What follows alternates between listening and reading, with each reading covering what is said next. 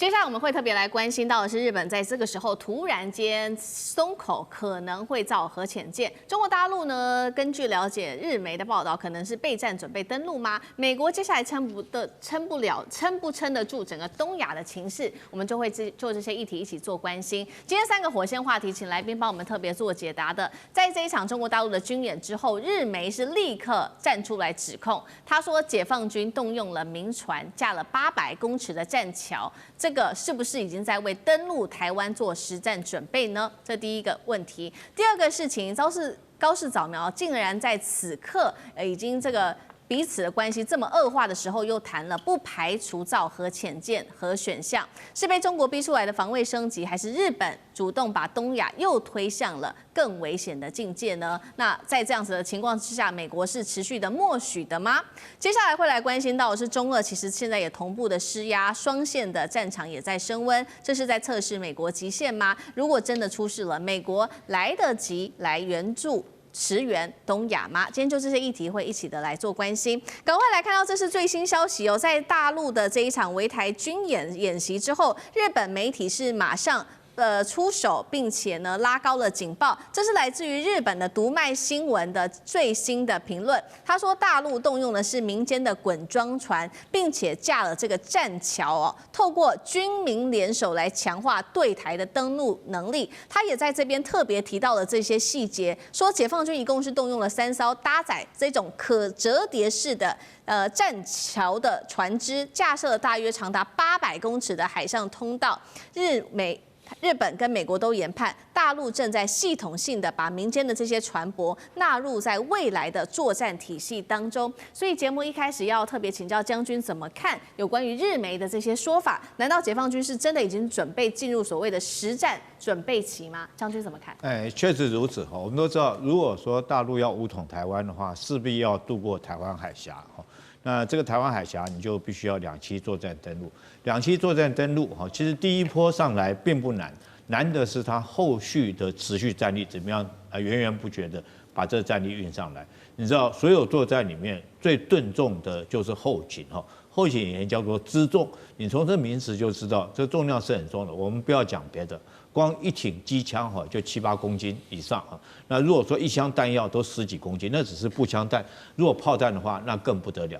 通常第一波只是轻装部队上来，然后如果你上来之后，那这个守备部队一定会用重装的部队哈，比如说战车部队、装甲部队，将你重新将你歼灭在滩头。所以这个时候后续源源不绝的重装还有武器的供应是非常重要的。但是这个上来以前来讲的话，如果靠着登陆艇来讲的话，是远远不够的哈。一艘登陆艇，你顶多就是带一辆卡车，然后上了岸之后你要再退回去，再装第2批货，再上到岸，这个太浪费时间了。所以最好方式就是能够从海上卡车或者战车用这个接驳的桥梁一辆一辆的直接送上来。你看看部队上岸之后，第一个这个士兵要吃饭。大概每一个人的体力，你大概就要吃饭。第二个，这个要有弹药，要有油料，要有战车，要有火炮，所以你必须要有桥梁。你说光靠轻装部队，那大概这个仗半天就结束了。所以源源不绝上来。但是我们现在看到这个当然如果说用这种栈桥来讲，我认为说能量还是不够的。以这个2次世界大战，我们看诺曼底登陆来讲的话，它用的是人工码头，人工码头靠上去以后，然后后面其实源源不绝送上去，但最后它最初的目标还是夺取一个港口，叫做社保夺取社保之后，它可以利用港口以后将它的货轮靠到码头，战车才可以下来，货品才可以上来。那现在来讲，解放军说靠到码头，你还要有码头，要有设施，要有起重机，这些才可以将这些装具掉下去。所以解放军现在来讲的话，它除了这个战驳，可能是为了建立滩头堡这第一道的作战工事建立滩头堡，然后挡住敌人的反击部队。后续他要再上来，要继续发动攻势的话，就必须要要夺取一个港口。比如说我们经常在讨论的，不管是我们台湾来讲的话，台北港、台中港或者是高雄港，甚至于永安渔港这些港口。那靠了这些港口之后，我们台湾会怎么做呢？我们当然知道你会这样干了，所以我们会将码头的设施给你破坏掉，对不对？把你起重机弄自己将这个这港口封锁起来，把这个机具给弄坏掉，让你没办法运用。所以解放军他又用了第二招，这叫什么？叫做滚装货轮。滚装货轮它就是，我就知道你会把起重机给我关掉，我没办法用起重机。对，我货轮靠上去以后，我这挡板一放下来。以前我是运比亚迪的车子的，或运怪手运推土机的这些货船，我里面就可以装个坦克车嘛，装个战车嘛，装个轮型车辆。我只要有个码头，这个甲板一放下来，我后面的不管是这个卡车、战车、火炮，源源不绝就可以。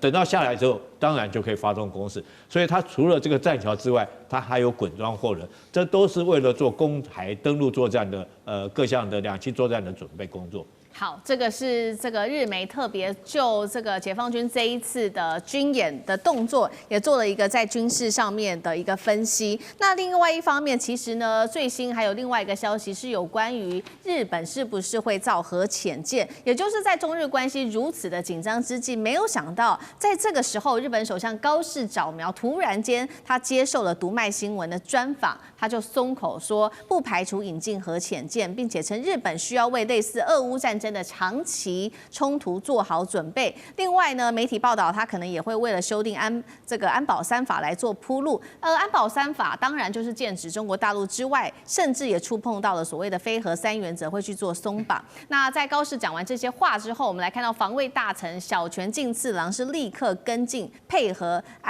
这个高市早苗造势他登上了美军的核潜舰考察，并且他也说应该确实日本应该讨论一下有关于核选项。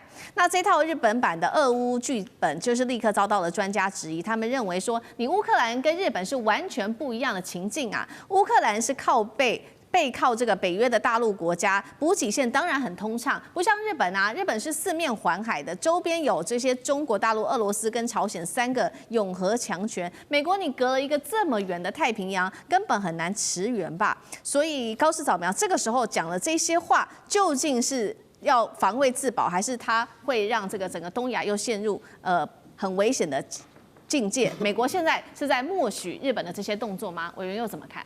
都是。答案都对。首先，日本的右派很早就在主张要修改安保3文件，主要的核心、最重要的就是要废除非核3原则。因为在日本的安保体系里面，不持有核武器，然后不制造核武器，不进口核武器，卡住了日本的核武器的发展空间。那这样子的一个国会通过的一些政策法令，这右派说这个不算数呼呼的重新来要持有、要制造，还要进口，3个都要。当然呢，面对的阻力，除了日本国内有反核团体啦，也有左派的力量全世界基本上都是反对的。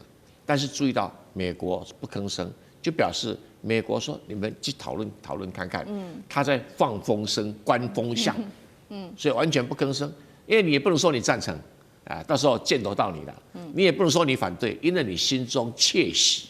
美国人的算盘是这样子，所以美国人默认是有他这个策略。如果大家都反对就暂缓；如果好像反对没有很强烈那就开始在做所以处理掉这个非核3原则，核子动力船、潜水艇就简单了，因为它可以像澳洲一样便捷我是核子动力我没有核子武器我保证里面没有装核子武器的设施跟平台，就跟美国的维吉尼亚潜水艇一样，只能够攻击水面战舰或攻击陆地上面的目标，但是本身没有装核子弹的设备，可不可以区隔？可以。那可不可以改装？也可以所以这2种东西就看你怎么辩护。但澳洲显然是辩护得很成功。那日本会讲说，澳洲都辩护很成功，为什么不行？然后韩国都要有了，为什么不行？所以他想要透过核潜舰作为第一步突破日本做核子武器的这样的限制。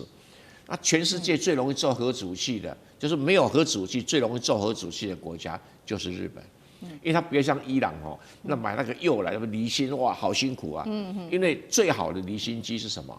核燃料核电厂。那日本这么多核电厂，经过几年然后它做核循环，就燃料棒烧完了以后拿去把它加上一些外面的表面的处理了完以后，我们这个出来新的燃料棒叫 MOX， 就是氧化金属物，可以再拿回去再烧一次。那可是中间就会刮下了很多布，布就是做核子武器的原料。那这么多年以来，日本已经获得美国的许可，可以做这个核循环。那中间产生的布已经有40公吨，40公吨可以做差不多5000颗10000吨 TNT 的核子武器，那对日本来讲，它不需要离心机啊，它马上就可以做了。它现在缺的是平台，是导弹，是飞机这样子而已哈。所以右派觉得我这样子做完了以后，我有核武器，我有核潜水艇，未来我还会导弹等等的武器出来之后，我就可以对中国大陆采强硬态度啦。我干嘛？你叫我投降就投降啊！你说叫我承认南京大屠杀，我就承认了。日本就全部跟你否决掉了。所以这个是一个中日关系非常大的转折。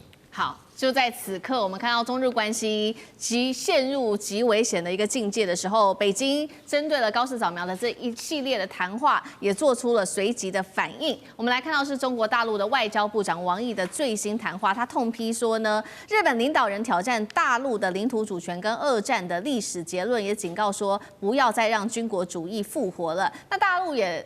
这个媒体也特别点名了有关于日本现在内部自己经济陷入3大困局，但是你却在这个时候还有心情挑衅中国大陆跟俄罗斯。他点出日本经济3大的困局，包括日元贬到34年新低，国债殖利率冲破2%，政府债务更是超过 GDP 的260%，即使央行紧急升息也无效去拯救哦。那解放军围台之际，我们也看到俄罗斯在这个时候也同步表态，也就是说，在今天的1月1号元旦开始，他会在北方4岛展开为期2个月的实弹军演，力挺大陆到底。现在看起来是中俄同步施压，那日本跟台湾会不会陷入双线的一个风险当中？赖老师又怎么看？同时也看一下王毅的谈话。我们看一下日本到底是不是在改变整个国际战后的国际秩序，确实是已经改变了，而且这个会引起重新的一个思考。很简单，过去日本在战后他战败投降，他长期以来它都是美国的安全系统下的保护国，所以它是被保护的国家。第二个，它没有攻击性、侵略性的武装力量。第三个，它的宪法规定它是不能够用武装的方法来解决国际争端，所以我们把它叫做非战宪法或者和平宪法。这样的情形，日本不构成东北亚区域间的任何一个威胁，所以俄罗斯也好，中国也好，或者是朝鲜、韩国等相关的国家不会把日本当成一个威胁源，对国际秩序或者安全有破坏改变的这样的一个国家。但是军国主义起来的时候，他已经悄悄的把日本转变了，这个也跟美国有关。我觉得美国可能还没有体认到日本已经开始在进行本质上的一个变化。日本的军国主义，它越来越主张它要发展攻击性的武器，它的武器也要出口，然后它要把它的军队要变成正常化的一个军队，也就是不再是自卫队，而变成一个军队。好，他现在又要开始希望说他拥有这个核武的力量，所以他要修改宪法，他可以用武装力量来解决国际争端，所以他等于是要介入涉入国际之间、区域间的问题了，啊，那问题就来了。当日本越来越失控，美国最后能不能完全掌控住日本，这又是对美国来讲也是一个问题了啊。那你想，当日本它开始在做本质的改变的时候，它也要拥有核子武器，那它要拥有核子武器，那俄国会不会感受到威胁跟安全上的不安全感？会，例如说，俄国在欧洲部分里面，他就感受到这个北约国家对他的威胁。不然的话，为什么会有这个乌克兰的一个战争？你看，乌克兰的战争还在打，乌克兰的无人机可以打到这个普丁的驻疆，啊，这个代表什么意思？代表说这一块地方对俄罗斯来讲真的是无险可守，所以他必须要建立一个广大的缓冲区。缓冲区里面一块就是乌克兰，一块就是白俄罗斯。那现在整个北约也已经在改变这个国际战后的秩序的情形下，对俄罗斯来说，他就只能够被迫把他的核武器往前推了。那他现在的核武器已经要往前推到白俄罗斯，所以他的榛果导弹也已经部署在白俄罗斯，白俄罗斯也有装核弹头了。那白俄罗斯一过去就是北约相关的国家，所以欧洲的国际秩序在改变了。如果日本一旦也开始要拥有核武，开始在研究开发核武的情形下，俄国也一定会在远东这个地区部署核弹头了，他一定会这样做。所以目前来说，他在元月开始2个月，他要在北方四岛进行军事演习，我们就不能不排除俄国有可能把核弹头往这个远东地区一旦部署。如果俄国在北方四岛部署核弹头，在远东跟美国交接的地方也开始部署核弹头，特别是中程的弹道导弹的话，这个马上就改变了东北亚的局势。日本一旦拥有了核弹头，拥有了核子武器，或是朝这个方向走，它威胁的不只是俄国，也威胁中国，也威胁朝鲜，也威胁到韩国。韩国也要拥有核武器。那这个整个东北亚的安全局势就转变了。难道韩国人不会重新去想，你当时也侵略过我？难道美国人不会去想，你日本人也曾经侵略过我？而当现在的日本越来越衰败的时候，军国主义会不会回到他过去？当日本在走下坡的时候，发动对相关国家的战争？所以我觉得，日本相当有可能把整个东北亚的局势做改变。好，谢谢赖老师。那我们休息一下，马上回来。地缘政治、美中之争、战略价值、强权崛起、小国生存。